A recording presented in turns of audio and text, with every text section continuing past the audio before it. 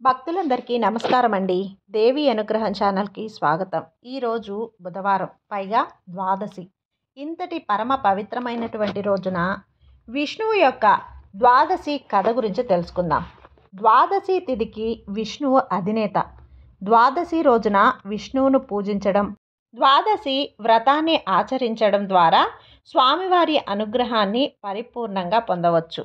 ఈ రోజున వ్రతాన్ని ఆచరించిన తర్వాత అంబరీషోపాఖ్యానము చదవటం వలన స్వామి అనుగ్రహం పొందుతాం. అంబరీషుడు ఇక్ష్వాకు వంశానికి చెందిన చక్రవర్తి. ఈ రాజు శ్రీరాముడికి పూర్వీకుడు, అత్యంత విష్ణు భక్తుడు. అంబరీషుడు నాభాగుని కుమారుడు. నాభాగుడు అనే చక్రవర్తి సామాన్యుడు కాదు, ఆయన చాలా గొప్ప రాజు. అంబరీషుడు బ్రహ్మచారిగా ఉన్నప్పటి నుంచి సహజంగా కొన్ని గుణాలు అలవడ్డాయి. ఆయన పాటించిన గుణములు మనందరం కూడా మన జీవితంలో పాటించవలసినవి. తపస్సు చేయటం ఎంత గొప్పదో, తపస్సు చేసిన వాడికి పక్కన క్రోధం ఉండటం అంత భయంకరమైన విషయం. చాలా గొప్ప అధికారం ఉండి చటుక్కున కోపం వచ్చే స్వభావం ఉన్నవాడు ఈ ప్రపంచంలో అందరికన్నా ప్రమాదకరమైన వ్యక్తి. ఒక మహర్షి శాపమును ఇస్తే దానిని తప్పుకున్నవాడు మనకి కనపడడు. కానీ అంబరీషుడు మాత్రం అటువంటి మహర్షి శాపం నుండి తప్పించుకున్నాడు. అది ఈ చరిత్రకు ఉన్న గొప్పతనం.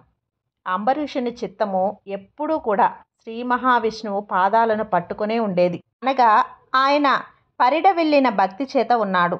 ఏది మాట్లాడినా హరిగుణమును వర్ణన చేస్తూ ఉంటాడు. ఆయన చెవులు ఎప్పుడు మాధవుని కథా శ్రవణము వినడానికి ఉత్సాహమును పొందుతూ ఉండేవి. అంబరీషుడు భగవంతుని ముందు వంగి నమస్కరించే శిరస్సు ఉన్నవాడు. భగవంతుణ్ణి నమ్ముకున్న భాగవతులు కనపడితే వారి పాదముల వాసన ముక్కుకు పట్టేటట్లు వారి పాదముల మీద పడేవాడు. వారి పాదముల నుండి వెలువడే పద్మముల సువాసనను ఆయన ఆస్వాదించేవాడు. అంబరీషుడు రసేంద్రియమును గెలవగలిగినవాడు. ఏది పడితే అది రుచి చూపించాలని ప్రయత్నం చేసేవాడు కాదు. ఎప్పుడూ కూడా ఈశ్వరుని యందు నిమగ్నమై ఉండేవాడు. అయినా ఆయన రాజ్య పాలనను విస్మరించలేదు. అంబరీషునికి అంతఃపురముల మీద కోరిక లేదు. ఏనుగుల మీద, గుర్రముల మీద, ధనం మీద, ఉద్యానవనముల మీద, కొడుకుల మీద, బంధుమిత్రుల మీద, రాజ్యం మీద, భార్య మీద, అంతఃపురం మీద కోరిక లేదు. కానీ వీటన్నింటితో ఉన్నాడు. దీనినే కర్తవ్యనిష్ట అంటారు. అన్నింటిలో ఉన్నాడు కాబట్టే ఆయా విషయంలో యందు వెర్రిగా వేలాడటం లేదు.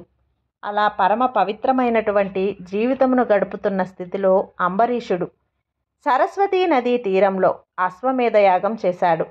దానికి వశిష్ఠాది మహర్షులు వచ్చారు. ఆ మహర్షులందరినీ సేవించాడు. భూరి తాంబూలాలను ఇచ్చాడు.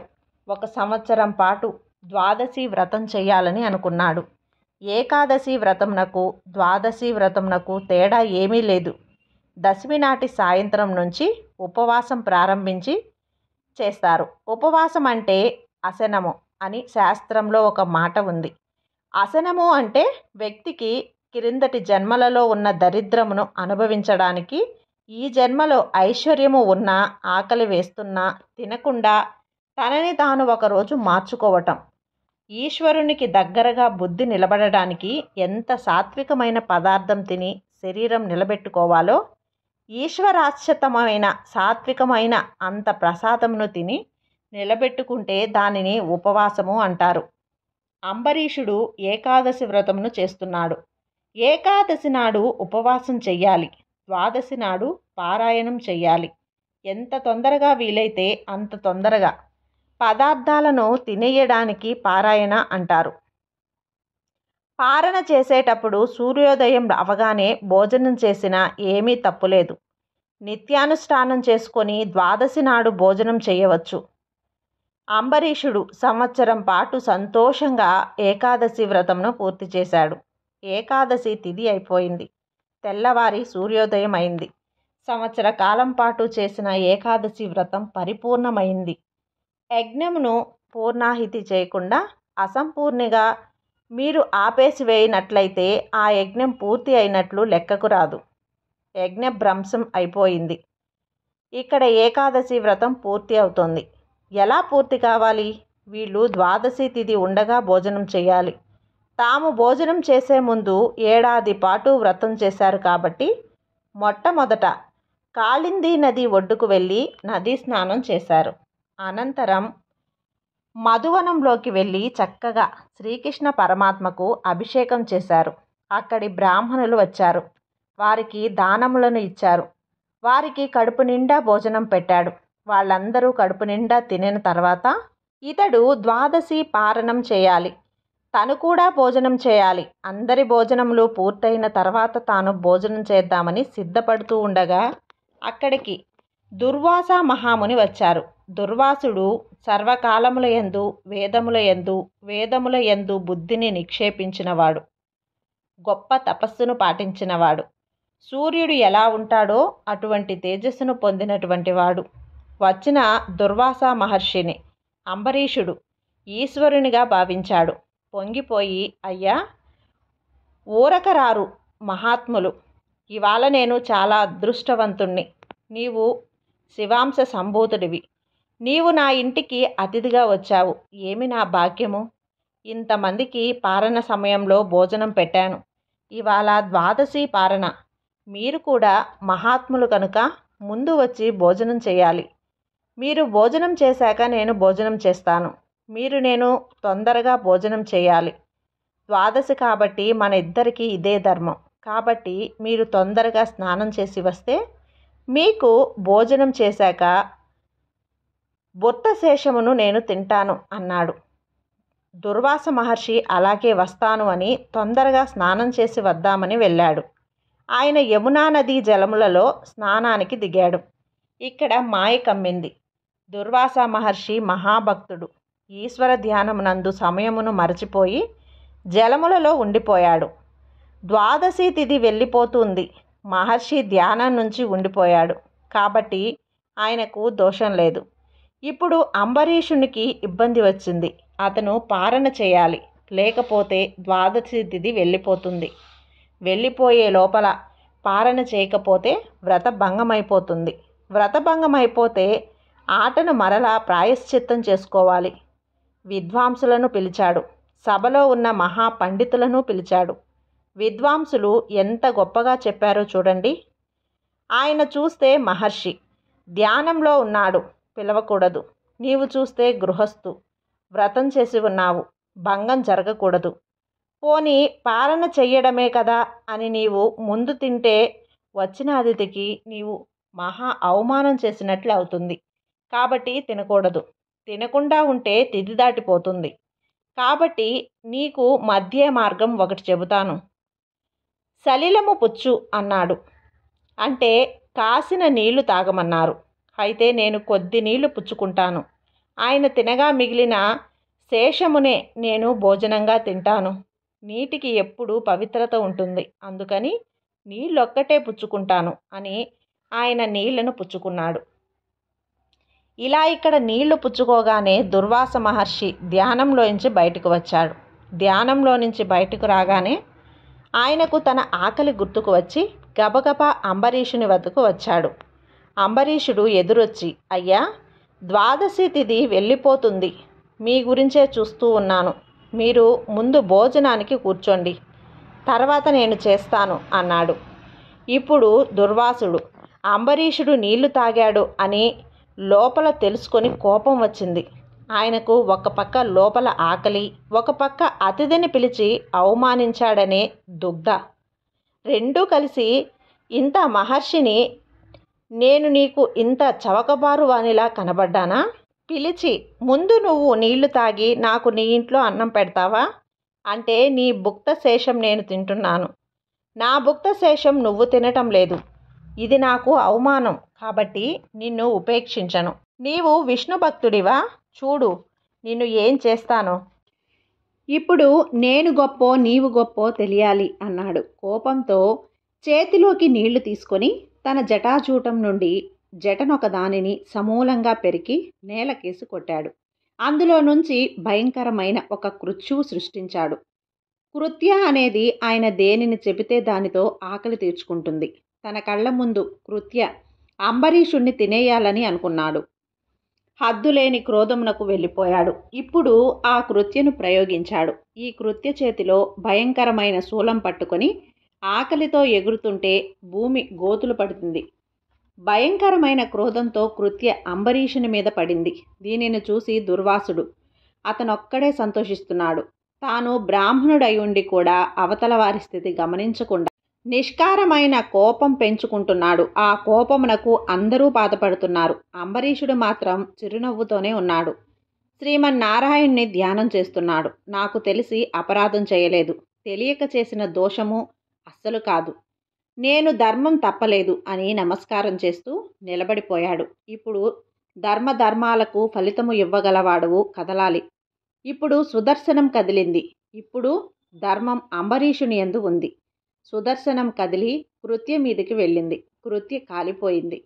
తర్వాత సుదర్శనం బ్రాహ్మణుడి వెంటపడింది. ఇప్పుడు సుదర్శమునకు వెన్నించి దుర్వాసుడు పరిగెత్తడం మొదలుపెట్టాడు. ఆయనకిప్పుడు ఆకలి, కోపము అన్నీ పోయి ప్రాణరక్షణలోకి వచ్చాడు. దుర్వాసుడు పరిగెత్తి బ్రహ్మలోకమునకు వెళ్ళాడు. అప్పుడు బ్రహ్మగారు మిక్కిలి చతురతో, అయ్యో మహర్షి, నీకు ఎంత కష్టం వచ్చింది? అంబరీషుడి జోలికి వెళ్ళావా? ఇప్పుడు నీవు విష్ణుమూర్తి పాదాలను ఆశ్రయించు. ఏ మహానుభావుడి కనుకొనలను ఎర్రబడితే నా బ్రహ్మస్థానం ఊడిపోతుందో, ఆ సత్యలోకమును ఆగిపోతుందో, అటువంటి వాని జోలికి నేను వెళ్ళలేను. ఆ చక్రమును నేను ఆపలేను అన్నారు. ఇప్పుడు దుర్వాసుడు కైలాసానికి పరిగెత్తాడు. దుర్వాసుడు పరమశివుని అంశ. మహాదేవా, నీకన్నా గొప్పవాడెవ్వడున్నాడు? నన్ను కాపాడవలసిందిగా అన్నాడు. అప్పుడు పరమశివుడు, నాకు దక్షునికి, ఇంద్రునికి, ఉపేంద్రునికి, బ్రహ్మగారికి అర్థం కానిది ఏదైనా ఉన్నది అంటే అది విష్ణుమాయ ఒక్కటే. అందుకని ఆయన సుదర్శన చక్రమును నేను ఆపలేను. వైకుంఠానికి వెళ్ళి విష్ణువు కాళ్ళ మీద పడి ప్రార్థించు అని అన్నాడు. ఇప్పుడు దుర్వాసుడు వైకుంఠానికి వెళ్ళాడు. అక్కడ శ్రీ మహావిష్ణువు లక్ష్మీదేవితో చక్కగా సభ తీర్చి ఉన్నాడు. దుర్వాసుడు వెళ్తూనే శ్రీమన్నారాయణ స్తోత్రం చేస్తూ ఆయన పాదాల మీద పడిపోయి ఆయన 2 కాళ్లను తన 2 చేతులతో గట్టిగా పట్టుకొని పాదముల మీద శిరస్సు పెట్టి లేవటం మానేసి అలానే ఉండిపోయాడు. అప్పుడు ఆయన, ఏమిటయ్యా ఇలా పడిపోయావు? ఏమైంది? లేవవలసిందిగా అన్నాడు. ఆయనకు తెలియదా? సుదర్శన చక్రమును పెట్టినవాడు ఆయనే కదా. కానీ ఇప్పుడు ఏమీ తెలియని వాడిలా మాట్లాడుతున్నాడు. దుర్వాసుడు జరిగిందంతా చెప్పి తనని రక్షించమని కోరాడు. అప్పుడు శ్రీ మహావిష్ణువు, నాకు ఒక బలహీనత ఉంది. తీగలన్నీ పీకి తాడు చేసి పెద్ద ఏనుగుని కట్టేసినట్లుగా నన్ను నిలబెట్టేసి తాళ్లతో కట్టి లక్ష్మీదేవి ఉన్నాడని కూడా చూడకుండా నన్ను ఎత్తుకుపోగలిగిన వాళ్ళు కొంతమంది ఉన్నారు. వాళ్ళు నా మహాభక్తులు. వాళ్ళు నన్నే తలుచుకుంటూ నన్ను ఎత్తుకుపోగలిగిన వాళ్ళు. అలా పట్టుకొని వెళ్ళిపోయిన వారిలో అంబరీషుడు ఒకడు. నేనే కావాలి అని తాపత్రయపడేవాడి వెంట రక్షించుకోకుండా నేను ఎలా ఉంటానో తెలుసా? కోడిదూడ తెలియక ఏ ఏట్లో మూతి పెడుతుందోనని దాని వెనక ఆవు పెరిగెత్తినట్లు నేను వానిని రక్షించుకుంటూ నా భక్తుని వెంట నేను పరిగెత్తుతాను. కాబట్టి నీ వెనక వస్తున్నా. నా సుదర్శన చక్రం అంబరీషుణ్ణి రక్షిస్తోంది. వాడు బ్రాహ్మణుడా? తపస్సు చేశాడా? రాజా, కేవలం వ్రతం చేశాడా? ఇవన్నీ చూడను. పరమ భక్తితో ఉన్నవాడికి నేను పరవశుడినై ఉంటాను. అన్నింటితో ఉంది. అన్నింటినీ విడిచి నన్ను పట్టుకుంటాడో అటువంటి వాడిని నేను పట్టుకుంటాను. నాలో ఉన్నటువంటి నాకు అది ఒక లక్షణం అన్నాడు. నీవు వాని పట్ల చేసినప్పుడు నేను క్షమించలేదు. అంబరీషుడు సాధువు కాబట్టి ఈ శరణాగతి ఏదో అంబరీషుని దగ్గరకు వెళ్ళి ఆయన కాళ్ళు పట్టుకో అన్నాడు. ఇప్పుడు పరుగున అంబరీషుని వద్దకు వెళ్ళాడు. దుర్వాస మహర్షి భోజనం చేయలేదని తాను అప్పటికే భోజనం చేయకుండా కూర్చొనున్నాడు. అంబరీషుడు అది ఆయన ధర్మం అంటే. అంబరీషుని పాదాలు పట్టుకొని, మహానుభావా, ఈ సుదర్శన చక్రాధారాల నుండి నీవే నన్ను రక్షించాలి అన్నాడు. అంతటి మహాత్ముడు తన వలన క్రోధము పొంది అన్ని కష్టములను పడి తన కాళ్ళు పట్టుకొన్నందుకు అంబరీషుడు సిగ్గుపడి వెంటనే లేచి సుదర్శన చక్రాన్ని ప్రార్థన చేశాడు. ఈ ప్రార్థనను వింటే మనలను తరుములను వద్దన్న దుదిధరముల నుండి మనం కాపాడుతాము.